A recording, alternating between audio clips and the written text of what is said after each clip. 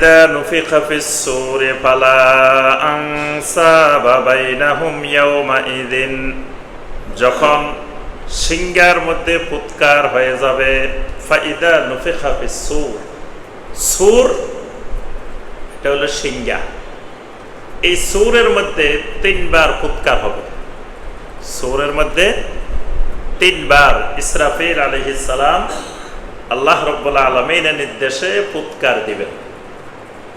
প্রথম ফুৎকারে নাফখাতুস সাআক, প্রথম ফুৎকার হলো নাফখাতুল ফাজা, মানে ভীতি সৃষ্টিকারী ফুৎকার। দ্বিতীয় ফুৎকার নাফখাতুস সাআক, মানে বেহুশ হয়ে যাবার ফুৎকার। তৃতীয় ফুৎকার নাফখাতুল কিয়াম ইলা রাব্বিল আলামিন, রাব্বুল আলামিনের সামনে দাঁড়ানোর ফুৎকার। তাহলে নাফখাতুস সূর কয়বার হবে? 3 বার। এখন এই যে সর্বশেষ যেটা হবে নাফখাতুল কিয়াম ইলা রাব্বিল আলামিন, এখানে এই আয়াতে আল্লাহ পাক ওই ফুৎকারের কথা বলছেন। বা ইযা নুফিখা ফিস-সূরে, যখন ওই সিংহার মধ্যে ফুৎকার হয়ে যাবে, ফালা আনসাবা বাইনাহুম ইয়াওমাইযিন, আজকের এই দিনে তাদের মাঝে আর কোনো বংশীয় সম্পর্ক নাই, কোনো নসব নাই। নসব নাই মানে কি? ওই দিন আর বাপ আর ছেলে থাকবে না কি? কিয়ামতের ময়দানে বাপ আর ছেলে, মা আর ছেলে এরকম থাকবে না? থাকবে, কিন্তু বংশ থাকবে না বলতে কি বোঝানো হয়েছে?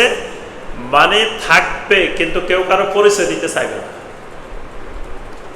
ইয়াউমা ইয়াফিরুল মারউ মিন আখিহি ওয়া উম্মিহি ওয়া আবিহি ওয়া সাহিবাতিহি ওয়া বানিহি লিকুল্লি ইমরিইম মিনহুম ইয়াউমাইযিন শাআনুন ইউগনি। আল্লাহ পাক বলেন, সেদিন ভাই ভাইয়ের থেকে পালাবে, বাবার থেকে ছেলে পালাবে, ছেলের থেকে বাবা পালাবে, মা সন্তান থেকে পালাবে, সন্তান মায়ের থেকে পালাবে। প্রত্যেকে লিকুল্লি ইমরিইম মিনহুম ইয়াউমাইযিন শাআনুন ইউগনি, প্রত্যেকে নিজেকে নিয়ে ব্যস্ত হয়ে যাবে, কেউ কারো পরিচয় দিতে চাইবে না।